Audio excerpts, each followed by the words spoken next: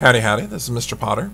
What we're going to do in today's video is talk about our latest performance task. We've been talking about recursion throughout this unit, and now it's your turn to explain to us how to perform recursion, what recursion is, how to tweak those parameters, what is a base case, and what is an iteration.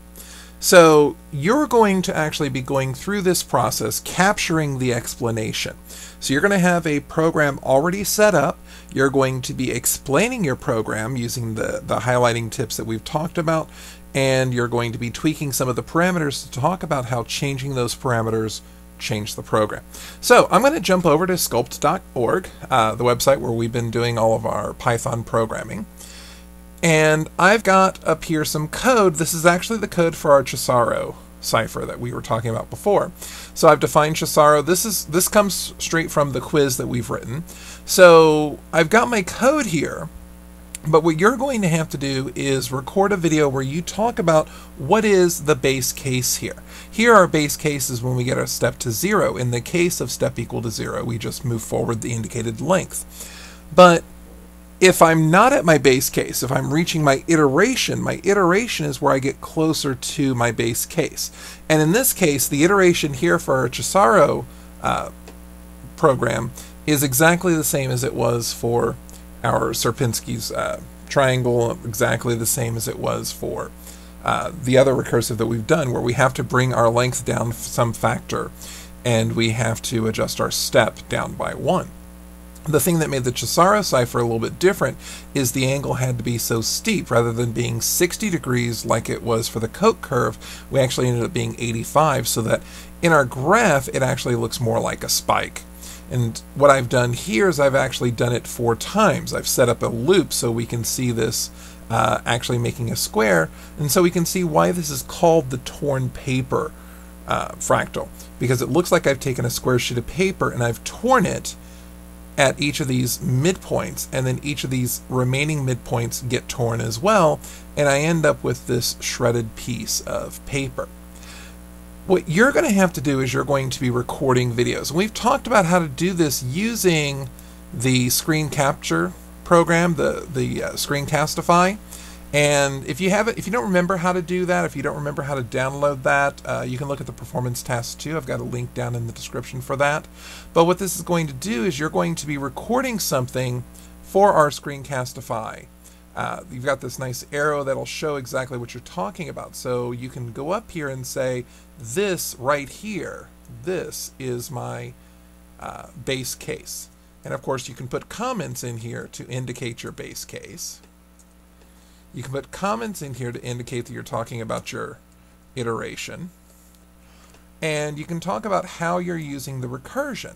But the other thing that I need you to emphasize is what happens when we tweak some of these parameters. And we've talked about how to tweak these parameters in class. One of the things that we can do is we can take this angle and bring this down. So if I was to bring this angle down to a 75-degree angle, and as we talked about in class, this angle needs to be twice that, so 150. When I do this, I end up with a graph where these things are a lot wider. And you can see this starting to transition into the graph of the Koch snowflake almost. But because I've got it folded into a square, this happens. Another thing that I can do is, instead of talking about that, let me return those values, I could talk about what happens if I take the length and divide it by 3. And what happens in that case is, notice that these things end up being much smaller, and it actually starts like it's almost filling it up with cubes. So there are lots of things that we can do with this, but there are 3 things that I want to talk about. Number 1 is what happens when you affect the length, using this length parameter that we talked about. What happens when you affect the angles? And let me go ahead and return that to the way it was. What happens if you tweak the number of recursion steps? So if I make this a 4 instead of a 3, of course it's going to end up running twice as long, but I'm also going to have twice the level of detail in it.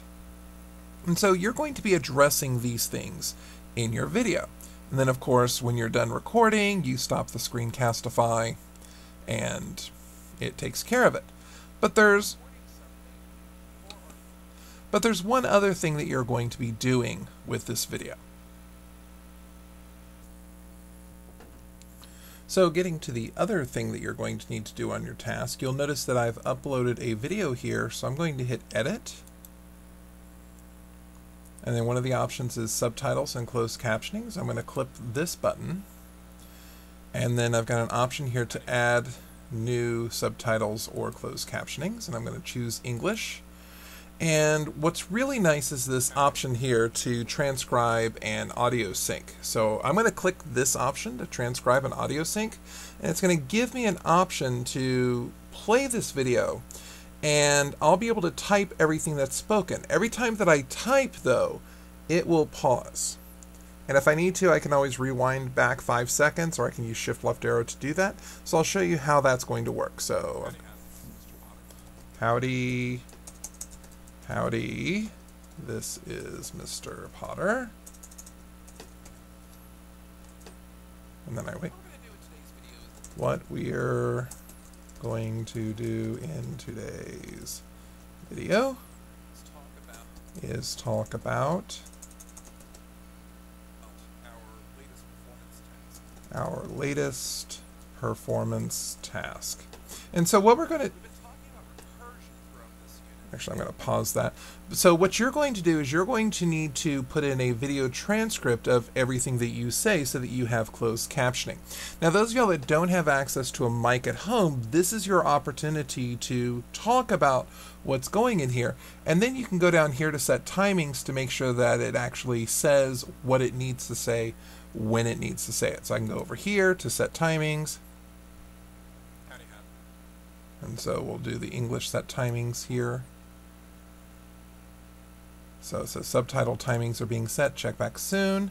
So this will allow us to tweak the timing of our subtitles so that the subtitles go with our video. And this is one of the last things that you're going to have to do to make your video presentable. So you're going to turn in a video that deals with one of the recursive program situations that we've talked about. Either it's going to be the Chisaro torn paper fractal, or it's going to be Sierpinski's triangle, or Koch's snowflake, or it's going to be Fibonacci's tree.